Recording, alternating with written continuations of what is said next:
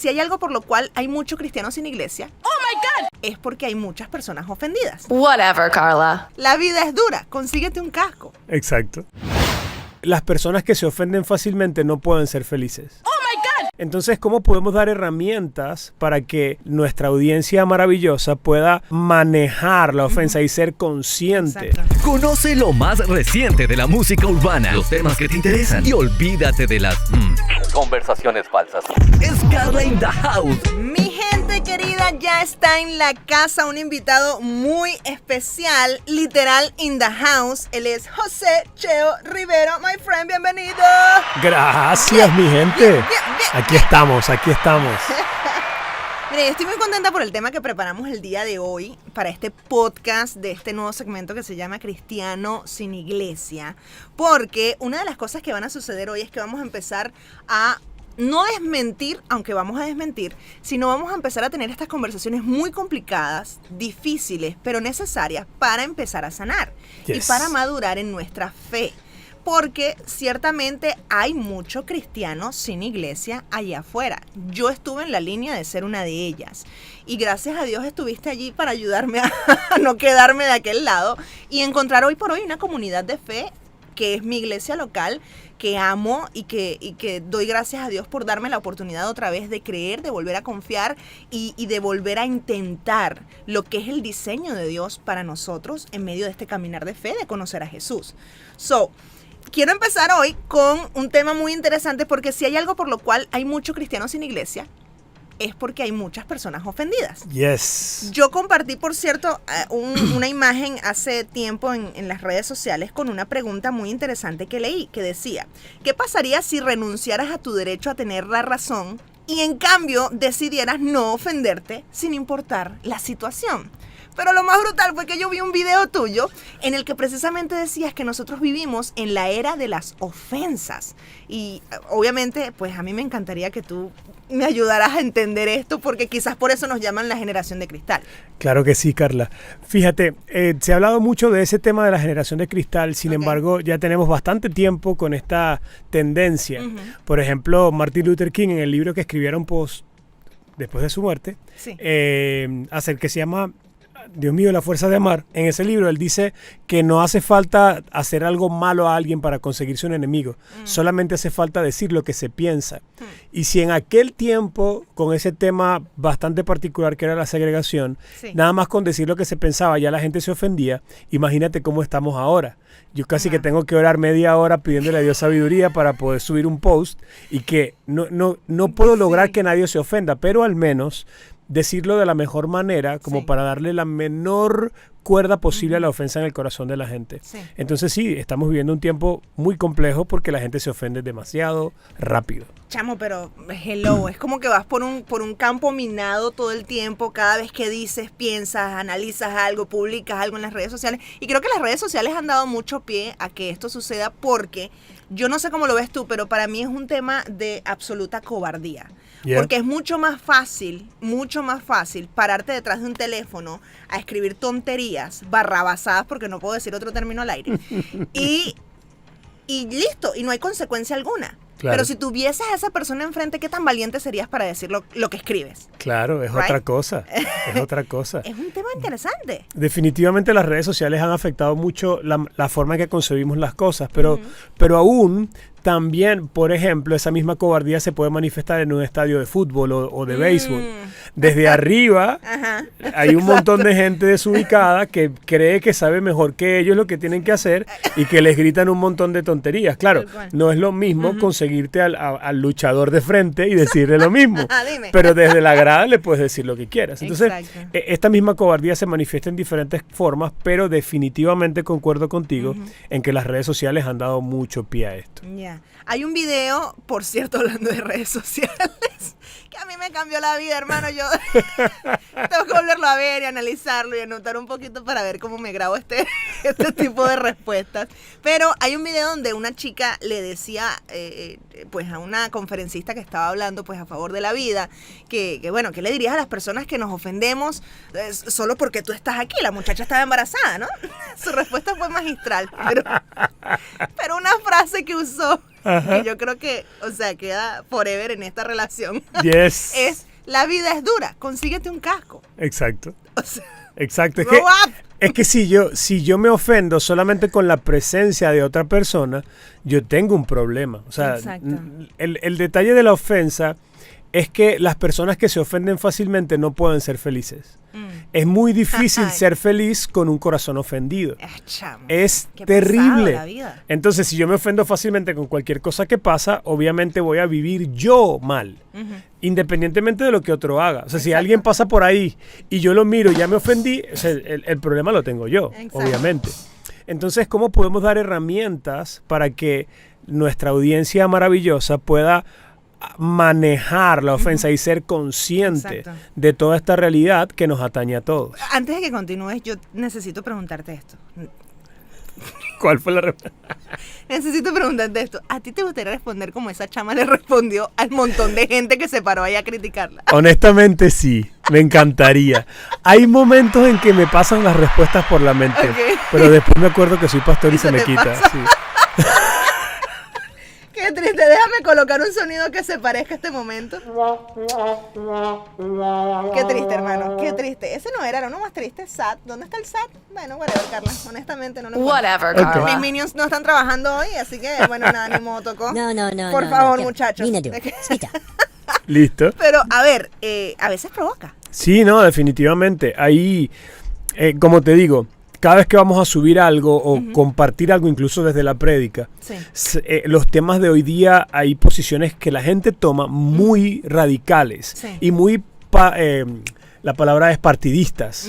Entonces, o ok. es izquierda o es derecha, Ok. o es vida o es muerte, o es esta tendencia, o es Palestina o es Israel, o siempre tomamos una posición partidista y cuando Sí. tú solamente dices algo en contra de la posición que ya la gente tiene en su corazón, inmediatamente se ofenden. Por eso es complejo hablar de estas cosas, pero es necesario no solamente hablar de estos temas complejos, sino también ayudar a la gente a ser mucho más madura en la Sí. vida y no ofenderse por nada. Chamo, no. Yo, bueno, no sé, hay momentos en los que yo creo que cuando la persona se faja, y es algo que estoy aprendiendo ahora, cuando una persona como que no quiere, brother, es tan frustrante porque los quieres ayudar, pero es como que no les da la voluntad, no les funciona para decir, oye, voy a intentar hacerlo, porque madurar y crecer son cosas que van de la mano y no es sencillo, Cheo. No es sencillo madurar porque es incómodo, Claro. porque duele, porque es un proceso Claro. y pues obviamente la gente todos buscamos evitar el dolor. Claro, pero el detalle también tiene que ver con esto, ¿no? ¿Quién está en el centro de tu vida? Porque pare de sufrir o evitar el dolor o no ser lastimado son cosas que no te llevan a la madurez y que definitivamente alguien que cree en Cristo, ya eso, la meta no es buscar el dolor, no es evitar el dolor o ser feliz, sino es glorificar a Dios. Exacto. Y no hay manera de glorificar a Dios si no estoy dispuesto a sufrir.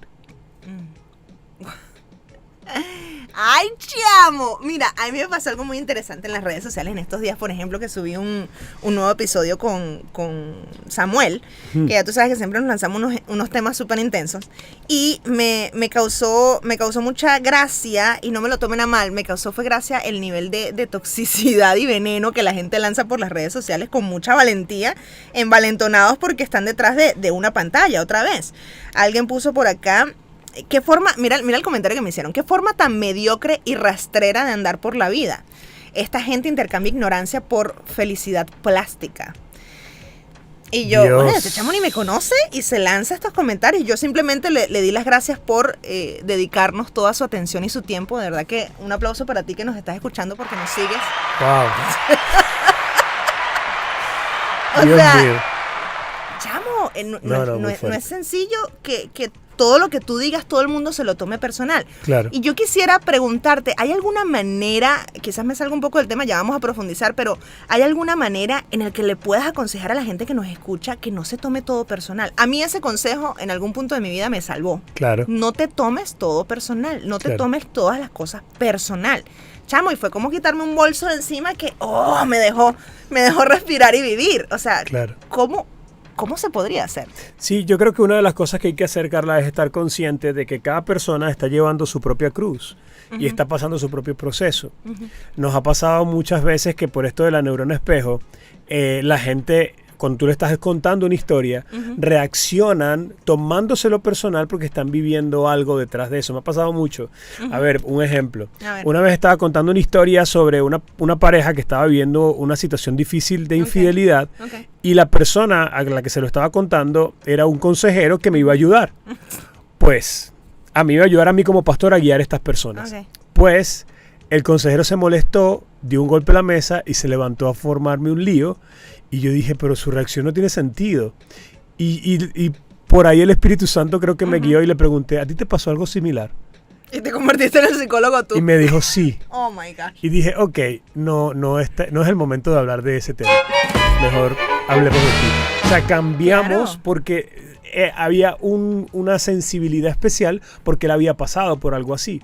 Entonces, no puedo evaluar su profesionalismo en ese momento, porque me ha ayudado años en muchos casos, pero en ese en particular le toqué una tecla que a él le duele.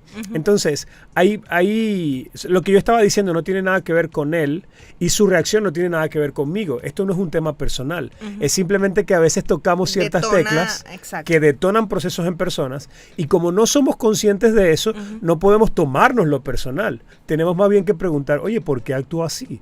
¿Por qué reaccionó así? ¿O por qué dice eso? ¿O qué le habrá enseñado el Señor? ¿O qué cosas habrá vivido en la vida? Antes de lanzarte un ataque como el que leíste ahorita. No tiene sentido. Exacto, ninguno. Ninguno. Ahora, para mí que evidentemente ya me han criticado lo suficiente en la vida y me han dicho... y creo que no he sido de esas personas tan destruidas y expuestas, aunque lo han intentado. Obviamente hay personas que les va muchísimo peor que a mí, evidentemente, y que reciben una cantidad grotesca de comentarios muy difíciles. Yo recuerdo una ocasión en la que, obviamente no voy a decir nombres, pero recuerdo de conocer del caso de una persona muy famosa, influyente en las redes sociales, que todo el mundo reconocería y diría, oh my gosh, wow. Y esa persona llegó a toparse con un amigo en común. Y este amigo en común le pregunta a esa persona famosa, hey, ¿cómo estás? ¿Qué más? ¿Todo bien? Y esta persona le responde, wow, brother, gracias por preguntarme cómo estoy, porque últimamente nadie me pregunta sobre esto. Y esa persona empezó a llorar. Wow. Y cuando tú te das cuenta cuáles son las reacciones en redes sociales y qué es lo que estas personas famosas, influencers, reciben, son comentarios negativos, criticándolos, destruyéndolos, unos positivos, otros negativos, pero mira, te pueden hacer 1000 comentarios positivos y uno negativo, y el negativo parece que te destruye y tiene un efecto terrible en tu vida. Ahora, obviamente, allí habría que meternos en mucha tela que cortar, psicológica, espiritual, personal, etcétera. Pero el punto es que normalmente parece... Y no quisiera usar la palabra normalmente, Cheo, porque no quiero normalizar esto. No debería. Pero parece que nos ofendemos con naturalidad, lo cual es triste. Y yo me pregunto, ¿cómo entonces podemos manejar las ofensas? Me encanta tu pregunta. Primero, yo creo que una de las cosas que debemos hacer es comprender, ¿no? Al ampliar nuestra comprensión de la situación, podemos tener mejor reacción. Una de las cosas que hay que comprender, por ejemplo, es que el libro de Santiago en la Biblia dice que todos ofendemos de muchas maneras. Entonces a veces nos ponemos bravos porque esa gente dijo, porque aquel me comentó, pero no recordamos o no tomamos en cuenta que muchas veces nosotros somos esos ofensores para otros y que lo hemos hecho de alguna manera. Casi siempre que hablamos de este tema en un auditorio, yo le pido a la gente que levante la mano quien ha ofendido a otro. Y todos, absolutamente todos levantan la mano. Algunos aún levantan dos o hacen el pie como para mostrar que ellos han ofendido mucho. Entonces, si hemos ofendido, no tenemos moral para reaccionar de manera exacerbada cuando alguien nos ofende. Porque cuando hemos ofendido nosotros, muchas veces ha sido sin querer. Ha sido una mala reacción, ha sido un mal día, ha sido algo mal interpretado. Entonces, nos es fácil comprenderlo cuando somos nosotros. Pero cuando es otro, nos cuesta mucho. Exactamente. Lo segundo que me gustaría revisar son versos bíblicos que hablan acerca del tema, porque la Biblia, o sea, Dios sabe que a nosotros nos cuesta el tema de las ofensas y Él mandó mucha sabiduría del cielo para que nosotros la tomáramos en cuenta. Okay. Por ejemplo, mira una que dice así: el que perdona la ofensa cultiva el amor. El que insiste en la ofensa divide a los amigos. Eso es Proverbios 17:9. Sí, eso es para empezar. Para empezar, ¿no? Ahí te voy a leer como 3 o 4. En la otra, Proverbios 19:11 dice: el buen juicio hace al hombre paciente. Su gloria es pasar por alto la ofensa. O sea que pasar por alto la ofensa es tener buen juicio. Quedarse con la ofensa es tener mal juicio. Interesante. Eso está interesante. Otra, Romanos 12, dice: no paguen a nadie mal por mal. Procuren hacer lo bueno delante de todos. ¿Qué tal? Reacciona a eso, Carla, que te veo pensando. No, es que creo que parte también del madurar y del crecer cuando hablamos sobre todo de ofensas que tienen que ver con la iglesia, con otras personas, y que otra vez no fue la iglesia la que te hirió, siempre lo compartimos acá, sino solo algunas personas que te hirieron. Eso no es toda la iglesia. Entonces es muy interesante porque si leyéramos un poquito más la palabra de Dios, si nos expusiéramos un poquito más a la palabra de Dios, ¿cuál sería nuestra ganancia en nuestra vida espiritual y en nuestro caminar con Dios? ¿Cómo veríamos las cosas si constantemente, en vez de estar expuestos a las redes sociales y a los comentarios de la gente y a la opinión de otros, y estuviésemos más expuestos a lo que nos dice la palabra, a lo que nos aconseja los proverbios, Jesús mismo? O sea, no hay que irnos demasiado lejos. Jesús mismo nos da suficiente base como para que tomemos decisiones inteligentes. Así es. Pero otra vez la decisión sigue estando y la pelota siempre sigue estando del otro lado de la cancha. Justamente ese es el tercer punto, Carla. Decisión. Mira, las ofensas son inevitables, pero es una decisión permanecer ofendido. Ay, qué bueno. Esa frase me encantó. Y es que las ofensas son inevitables porque si todos ofendemos de muchas maneras, es imposible que no recibamos una ofensa. Exacto. Pero permanecer ofendido es una decisión.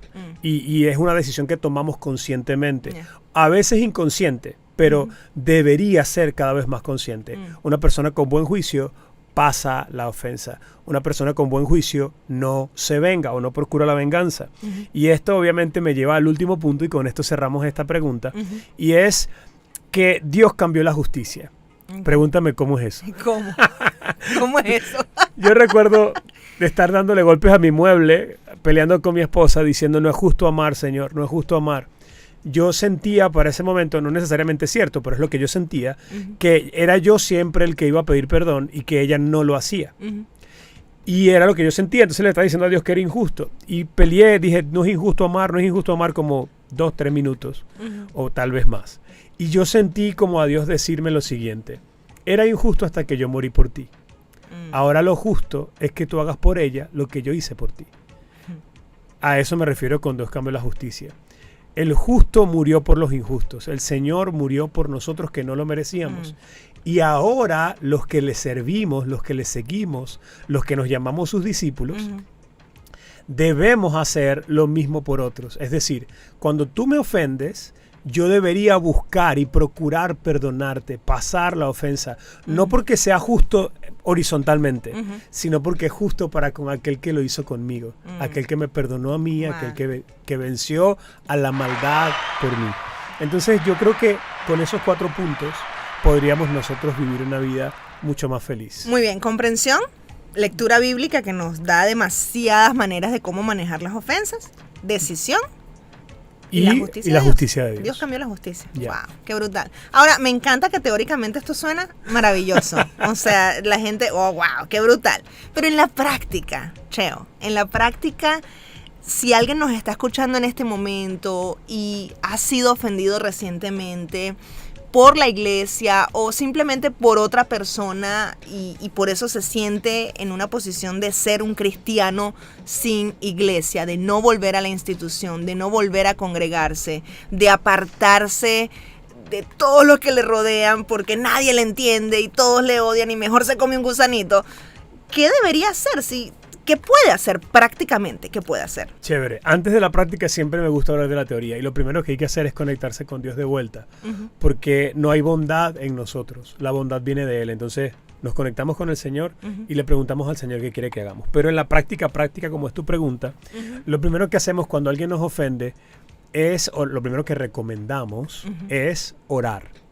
Me encanta que cuando comienzo a orar por mis enemigos, cuando comienzo a orar por quienes me ofenden. Yo me imagino a la gente en este momento al escucharte. La cara. Pero explico. Explica, por favor. Explico. Por ejemplo, voy a poner un ejemplo. Una familia de amigos pastores, su hija adolescente hizo algo que no estuvo bien para con la familia y se ofendieron todos, especialmente el niño de como 8 años. Estaba ofendido y hablaba muy mal de la hermana. Los padres también estaban ofendidos, pero cuando lo vieron a él hablar, dijeron, tenemos que hacer algo. ¿Qué tal si oramos por tu hermana? Entonces comenzaron a orar. Semana 1. Dios mío, ¿cómo es posible que mi hermana nos haya hecho esto? Hazla entender. Semana 2. Señor, ayuda a mi hermana a entender porque de verdad no está bien lo que hizo. Semana 3. Dios mío, ten misericordia de mi hermana. Semana 4. Dios, gracias por el milagro que hiciste en mi hermana. El corazón va cambiando y la oración a veces no nos da la respuesta inmediata que estamos pidiendo, pero nos va cambiando el corazón. Involucrar a Dios en el asunto, en medio de la oración, muchas veces nos regula nuestro propio corazón. Y lo vemos con muchos ejemplos de la Biblia. Ageo, por ejemplo. Él comenzó orando por algo y terminó diciendo, aunque la higuera no florezca, y con todo yo bendeciré al Señor. No había cambiado lo exterior, pero su corazón había cambiado. Entonces la oración verdadera nos cambia, nos hace crecer. El segundo punto práctico es darles el beneficio de una conversación. ¿Cuántos malos entendidos hemos tenido? No, que yo entendí, no, que ella me dijo, no, que tú hiciste esto porque tú tal. Siempre... Tú nunca, tú esto, tú lo otro. Y a veces simplemente es, ¿sabes que me sentí mal cuando pasó esto? Me gustaría que me dijeras, ¿por qué lo hiciste? Esa pregunta puede abrir el corazón de la otra persona de una vez al perdón o a una aclaratoria que puede librarte a ti de una ofensa y que puede conectarte de nuevo con la persona, pero en el caso que estamos hablando también con la iglesia. Sí. Porque otra vez no fue la iglesia la que te hirió, fue el hermano Pedro, o Juan, o María, o Petra. Pero no es la iglesia, es una persona rota, como me encanta tú lo definiste, una persona rota dentro de la iglesia. Y por último, paso 1 hora, paso 2, darle beneficio a una conversación. Y paso 3, asume la responsabilidad de lo que te corresponde. Sabes que en estos conflictos, como tú decías en el post que subiste, que me encantó, normalmente vamos a buscar tener la razón. Pero cuando el objetivo es la reconciliación, por causa de lo que Dios nos ha mandado, ya tú no vas a tener la razón, sino, ok, mira, yo hice esto que no estuvo mal. Y cuando tú comienzas asumiendo tu parte, le das la oportunidad a la otra persona, incluso la presión a la otra persona para que asuma su parte. Y en un conflicto de 2 personas sanas, no estamos hablando de cuestiones patológicas porque ahí aplican otras condiciones, pero en un conflicto de 2 personas sanas, cuando tú asumes tu parte, la otra persona procura asumir la suya. Si no lo hace inmediato, la práctica nos ha demostrado que se va pensando en el asunto y que llama o manda un mensaje o pide otra conversación. Algo pasa. Algo se rompe. Cuando tú le dices a la otra persona, mira, yo reconozco que yo reconozco, tiene un poder impresionante. Qué brutal.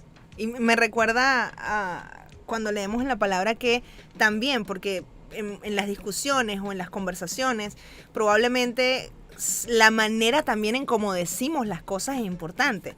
Por eso se nos insta y se nos aconseja que hablemos con palabra mansa, porque la palabra mansa aplaca la ira. Y utilizar esta palabra tan sencilla o esta frase tan sencilla de yo reconozco que tal cosa derrumba, o sea, que derrumba los argumentos de cualquiera, o sea. Es que literal la otra persona está ávida de justicia. Y cuando tú le das la justicia, tú le das, mira, reconozco que me equivoqué. Ya se lo diste. Entonces ya no tiene que estar buscando la justicia, peleando por que reconozcas, porque ya lo hiciste. Entonces le tumbas la posición de ataque-defensa y la dejas como, hey, ¿verdad? Que de hecho eso es lo que, en la pregunta que compartía sobre qué pasaría si renunciaras a tu derecho de tener la razón, o sea, es precisamente, es aferrarte a algo que lo que te hace es abrir la puerta para que te hieran, para quedarte ofendido. Es como que tú te metieras tú mismo en una celda y cerraras la puerta, o sea. Ey, eso es muy bíblico. No tiene ningún sentido. Eso es muy bíblico. Déjame buscarlo rápidamente, por favor. A ver. Eso es muy, lo que acabas de decir es tan bíblico que da miedo. Qué bueno. Escucha esto, Proverbios 18-19. Un amigo ofendido es más difícil de recuperar que una ciudad fortificada. Las disputas separan a los amigos como un portón cerrado con rejas. ¿Qué tan brutal? Bueno, qué manera de cerrar el programa del día de hoy, querido amigo. Gracias por estar en la casa. Un honor. Gracias a ti por el espacio y por poder compartir con tu audiencia. ¿Dónde te pueden encontrar en las redes sociales para que te contacten? @José H. Rivero. Muy bien. Ya venimos con más, mi gente. Esto se llama Carly in the House. No se vayan.